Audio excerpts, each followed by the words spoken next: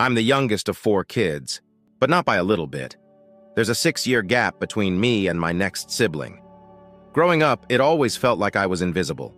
My siblings had their own issues, and my parents probably thought that since I wasn't sick or dealing with mental health stuff like they were, I didn't need them. I'm not trying to make it sound tragic or anything, it's just how things were.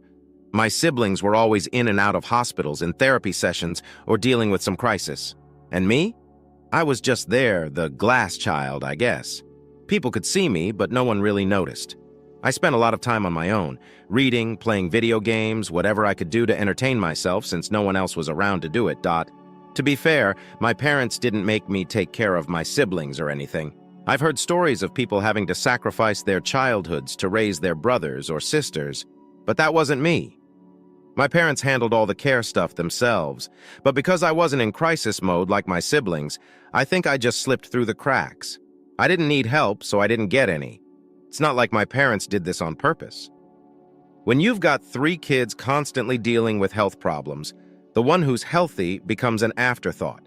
They were always busy with hospital visits, doctor appointments, and school meetings for my siblings, so I became the kid who didn't cause trouble and didn't get attention. I was invisible, but not in a movie kind of way. It was just a practical, we're overwhelmed kind of thing. I wasn't completely alone, though. When I was about 10, I met 2 friends, Sarah and Emily. They were in similar situations, families that were too distracted to notice them much either. The 3 of us just clicked, and we became inseparable. Sarah and Emily became more like my family than my actual family ever did. We stuck together through school, college, and eventually, we moved out of state together after graduation. We created our own little makeshift family out of what our real families couldn't provide. My relationship with my parents didn't really change when I left home. We didn't talk much, which wasn't surprising since we never talked much when I lived there either. My mom would text me sometimes, small talk stuff like, "How's work?" or "How's school?" But it was always surface level. Honestly, that was an improvement from high school when we barely talked at all. Then, last year, a few days before Thanksgiving, my mom called out of nowhere.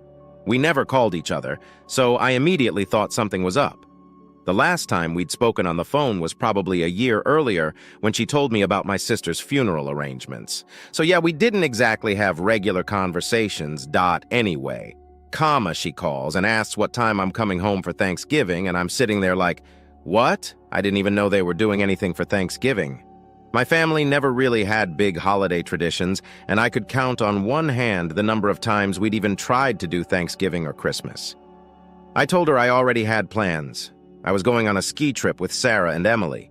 I couldn't just drop everything and come over, even if I wanted to. Plus, I lived 2 states away, and booking a last-minute plane ticket was out of the question. But she acted like I was being difficult. She started guilt-tripping me, saying she'd be all alone because my dad was visiting my brother at the facility he's in. I understood, really, but she gave me 3 days' notice and expected me to drop everything and show up. I told her I couldn't, and she got mad, saying I didn't care about the family. After that, she hung up on me. I sat there for a while, feeling guilty, but also kind of pissed. They hadn't reached out to me in forever, and now suddenly, I was the bad guy for not coming home? I scrolled through our old texts to make sure I hadn't missed anything, but nope, nothing about Thanksgiving or wanting to see me. She just expected me to be a mind reader or something. Later that night, I sent her a text saying I couldn't make it for Christmas either because of my ski trip, but I'd love to catch up with her and Dad after the New Year. You know, trying to be nice about it. She didn't reply. A few days later, I was still trying to shake off the weird feeling from that call. You know that nagging feeling when something just doesn't sit right? That's how I felt about my mom trying to make me feel bad for not coming home. But by then, I had moved on. I was getting ready for my trip, and honestly, I was excited. The 3 of us hadn't had a real vacation in forever. Then, out of the blue, I get a text from my dad. He hardly ever texts me, so I figured it must be important. But instead of something reasonable, he hit me with, "If you don't come home for Christmas, I'm cutting off your college funds." I laughed. I graduated 3 years ago. What payments? It was so out of left field that I had to read it twice. I thought maybe he was confused, so I texted back, reminding him that I had already graduated, and if he thought he was still paying for college, He should check his bank account because someone must be scamming him. I figured that would be the end of it. But nope. A few hours later, I got another text, this time accusing me of being selfish and ungrateful. He went on about how they had sacrificed so much for me and my siblings, and how I didn't appreciate any of it. First of all, I never asked for anything from them. Second, I didn't even know they were paying for my college because my grandma had covered everything. She made it clear she didn't want my parents involved in my education, so she took care of it. I had no idea what my dad was even talking about. At this point, I was getting annoyed.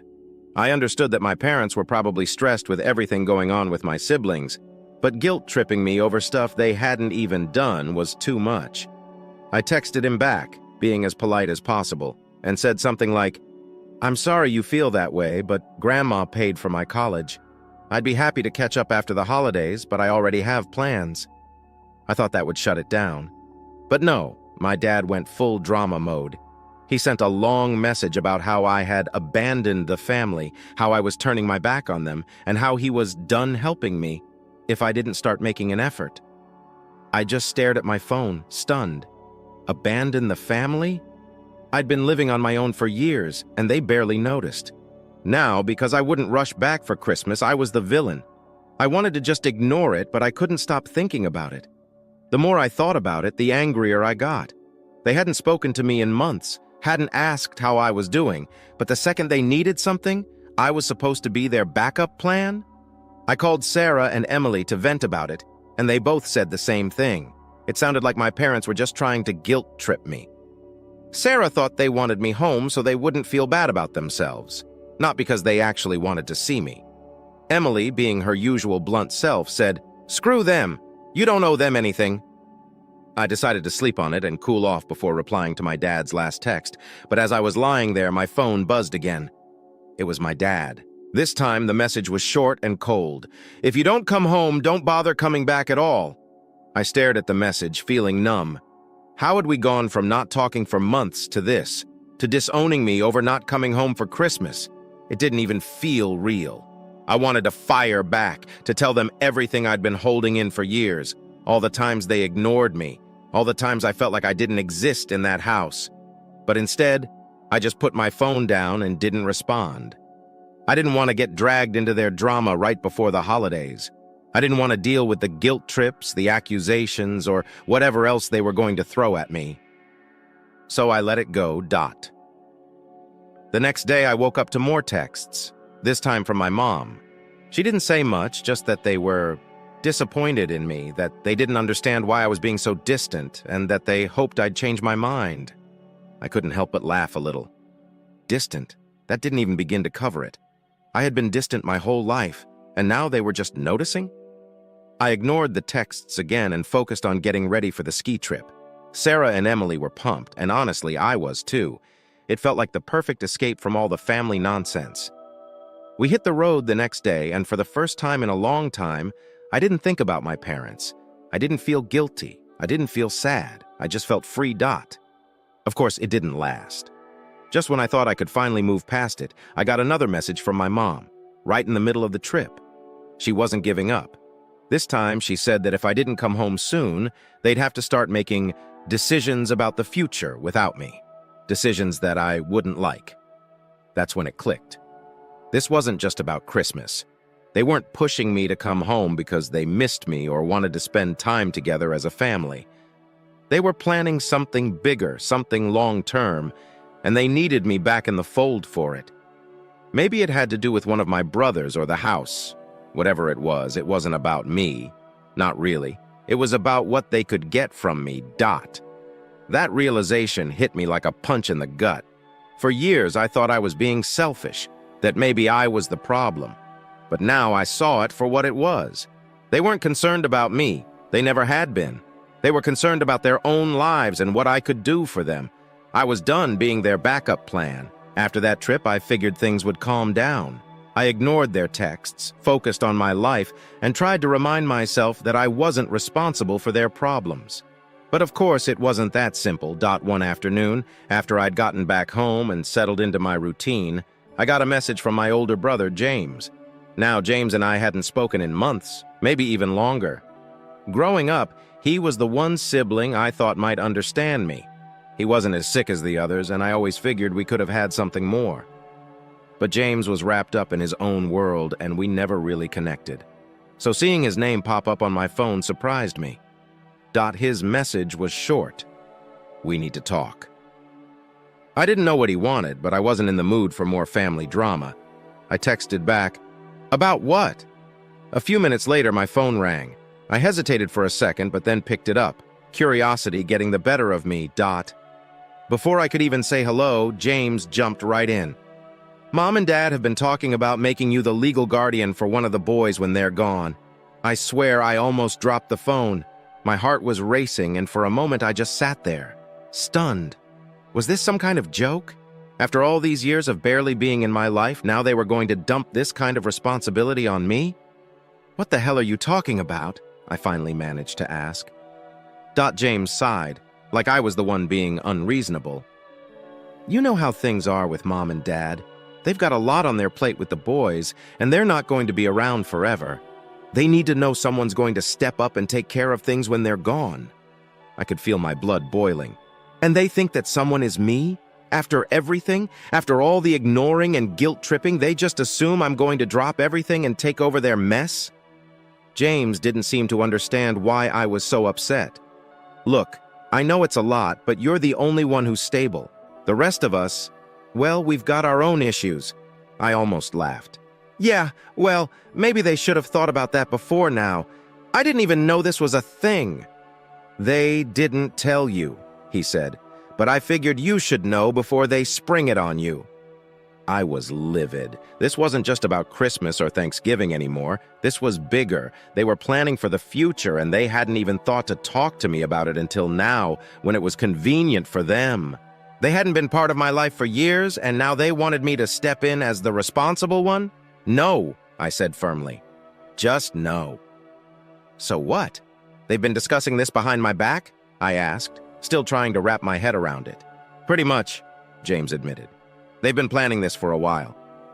I sat there in silence, staring at the wall, trying to process everything. Part of me wanted to scream at James, but I knew it wasn't really his fault. He was just the messenger. But that didn't change the fact that my parents were trying to screw me over in the biggest way possible. They weren't asking for a favor. They were asking me to dedicate the rest of my life to cleaning up after them. I was done being invisible, but I sure as hell wasn't going to become their backup plan now. "So what am I supposed to do?" I asked, feeling more defeated than angry at this point. "Drop my whole life and move back home? Give up everything I've worked for?" James didn't have an answer for that. He started going on about how hard things were for our parents, how they were struggling to manage everything with my brothers. But I didn't care. I had spent my whole life being pushed aside because I wasn't a problem. Now they wanted to use me because I was the only one who had my life together? It wasn't fair. "I'm not doing it," I said, cutting him off. "I'm not going to be their backup. They didn't care about me for the last 25 years, and they don't get to make me responsible for everyone now." James was silent for a second, then said, "I get it. I do. But you're still part of the family." That word, family, it made me want to scream. "Sure, I'm part of the family when it's convenient for them, but where were they when I needed help? When I was growing up, they didn't care if I was okay. But now that they're scared of the future, suddenly I'm the one they need?" "Tell them I'm not interested," I said. "And don't bother calling me about this again." I hung up before James could respond and sat there for a while, staring at my phone, trying to calm down. It felt like my whole life had been leading up to this moment where I finally had enough. Enough of the guilt trips, enough of the manipulative texts, enough of being ignored and then used. A few days went by without any contact from James or my parents. It was like they were waiting for me to come to my senses, to change my mind and be the good daughter they had suddenly decided I should be. But I wasn't budging. I wasn't about to let them dump their problems on me just because I was the only one left standing. Then, a letter came in the mail. It was from my mom. She hadn't even called. She just sent a letter like we were living in the 1800s or something. The letter was long and rambling, filled with the same guilt-tripping garbage I'd heard before. She went on about how much they needed me, how hard things were for them, and how they didn't know what they were going to do if I didn't step up. But what really pissed me off was the last part. My mom wrote, "We're not asking for much, Lily. We just need to know that when we're gone, someone will step up for the family." That's when it really hit me. This wasn't about me. It never had been. They didn't care about me. They cared about making sure someone cleaned up the mess they were leaving behind. They weren't trying to reconnect or build a relationship with me. They just wanted to make sure I'd take over when they couldn't handle it anymore. I crumpled up the letter and threw it in the trash. I was done. After that letter, I thought I had reached my limit. I mean, what else could they throw at me that I hadn't already seen? I dealt with their guilt trips, their manipulations, and their attempts to make me responsible for their problems. But of course, it wasn't over. Not even close. A week or two later, I got a phone call from a number I didn't recognize. I almost didn't answer, but something in me was curious. Maybe it was James calling from a new number, or maybe it was one of my parents trying to reach me since I'd been ignoring their texts. Either way, I picked up. "Hey, Lily, it's Megan." Megan is one of my sisters, though we were never really close. Growing up, she was always dealing with her own stuff, hospitals, therapists, all of it. I felt bad for her, but we were basically strangers living under the same roof, so hearing from her now, after everything, felt weird. Hey," I said, not sure where this was going. "Look," she started, "I know things have been rough between you and Mom and Dad, but I really need you to listen to what I'm going to say." I could already feel my stomach sinking. Here it comes, I thought. More guilt, more pressure to come back and fix everything. "What is it?"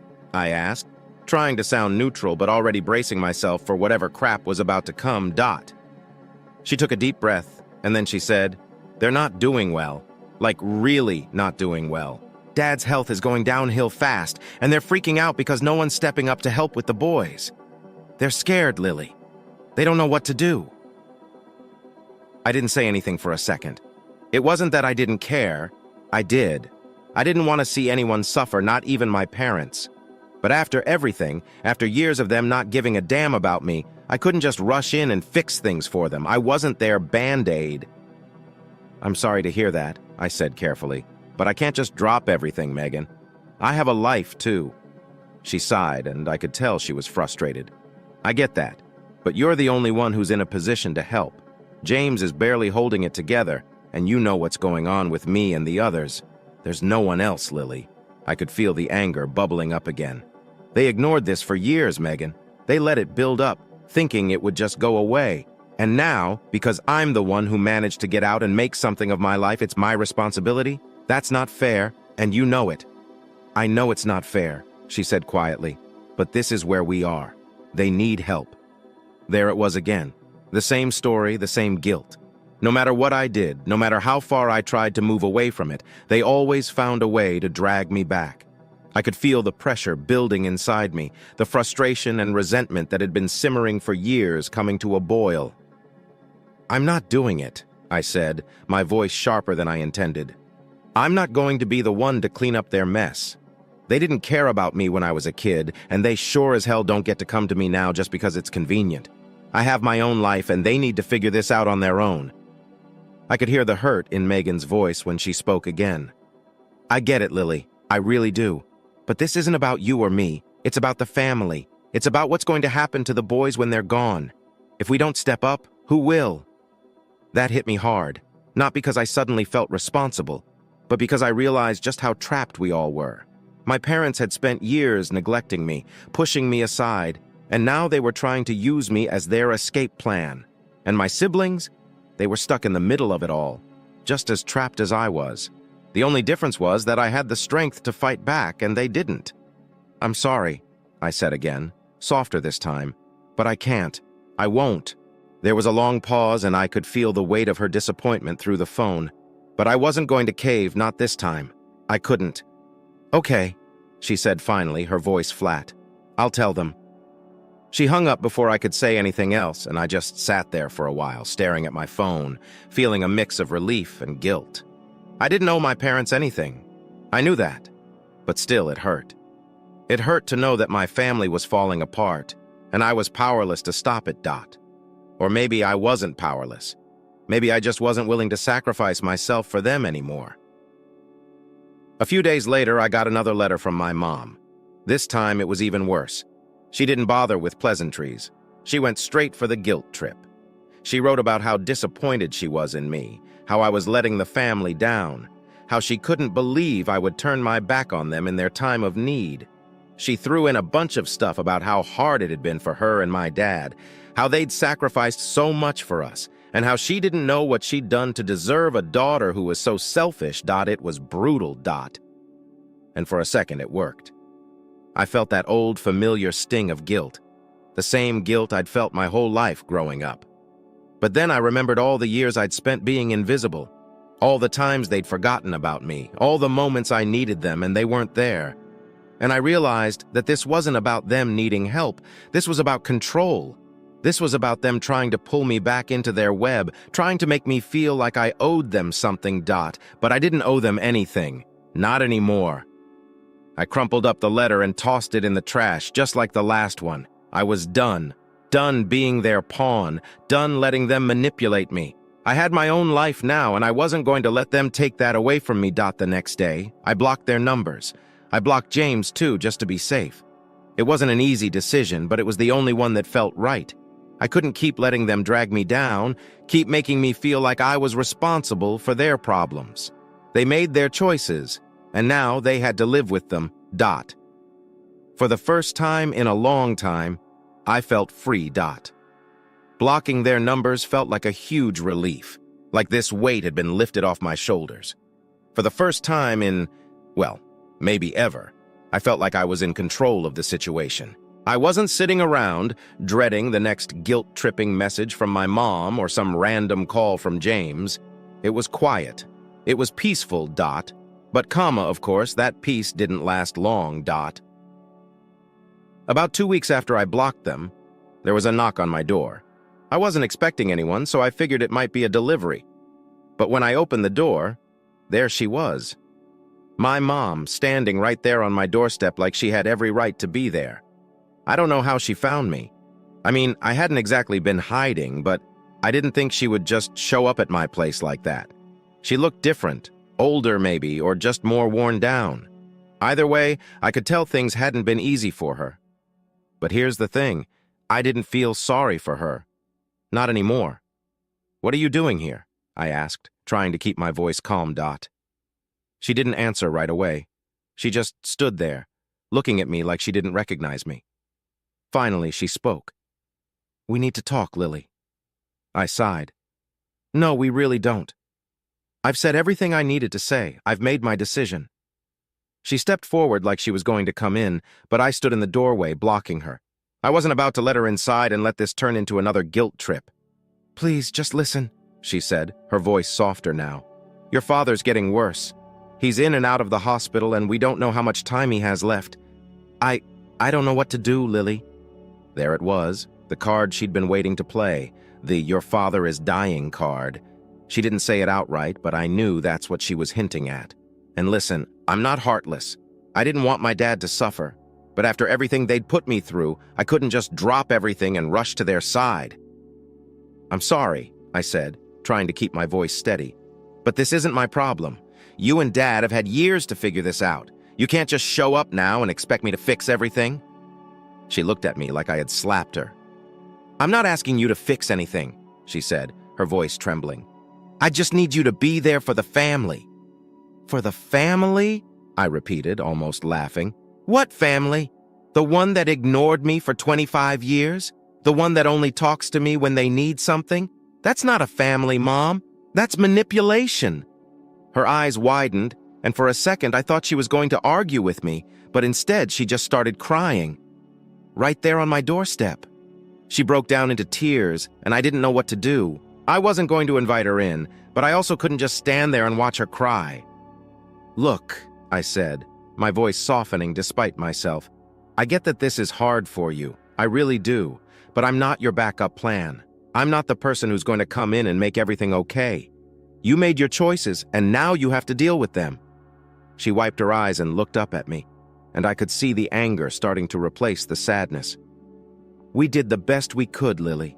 You don't understand what it was like, raising all of you, dealing with everything.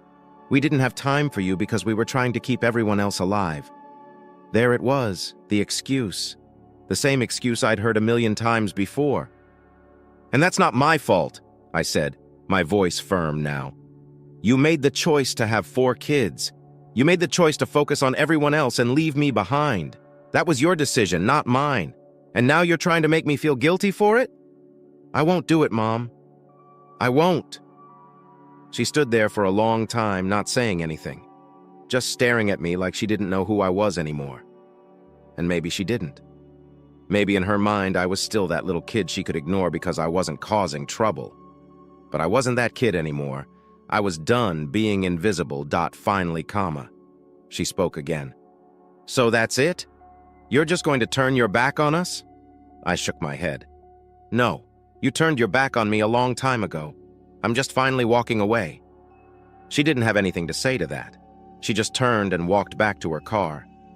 I watched her go, feeling a strange mix of emotions. Part of me was sad, sure, but most of me just felt free, like I had finally let go of something I'd been carrying for years, something I should have let go of a long time ago. After she left, I went back inside and sat down, trying to process everything that had just happened. I wasn't angry anymore.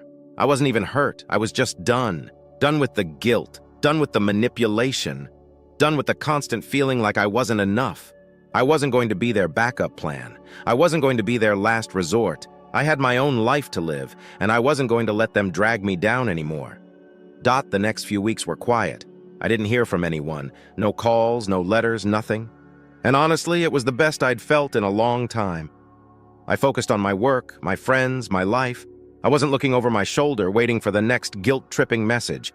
I wasn't living in the shadow of their expectations anymore. And then, about a month later, I got an email. Not from my mom or dad this time, but from James. It was short, just a few sentences, but it said everything I needed to know. "Dad passed away last night. I thought you should know." I stared at the email for a long time, not really sure how to feel. I wasn't surprised. I knew this was coming, but I didn't feel sad either. I didn't feel much of anything, honestly. I thought about responding. I thought about calling James, asking how he was holding up, maybe offering my condolences.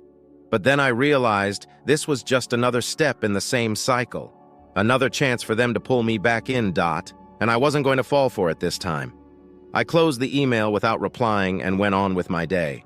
I wasn't part of their world anymore, and I was finally okay with that.